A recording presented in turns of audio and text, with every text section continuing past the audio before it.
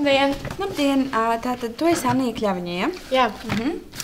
Tev 2 mēnešus bija ģipss uz labās rokas, ja? Jā, nesen noņēmu. Pirms cik dienām noņēma? Pirms 2.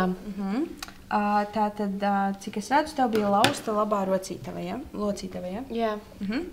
Labi, parādiet lūdzu, vai jums ir bijušas kaut kādas problēmas pēdējā laikā ar to rocis? Nē, viss kārtībā, nekas nesāp. Jā, uz šo pusīti sāp? Nē. Uz šo pusīti? Nē. Labi, tad es jums izrakstīšu zālītes, ko jūs varēsiet dzert tabletes, ja jums būs kaut kādas savveida iekšējās sāpes vai kaut kas tam līdzīgs. Un tad es jums izrakstīšu ziedīti, kuru vajag pasmērēt 2 reizes dienā uz šīs locītavas, ja? Lūdzu. Paldies, doktor, uz redzēšanās. Visu labo.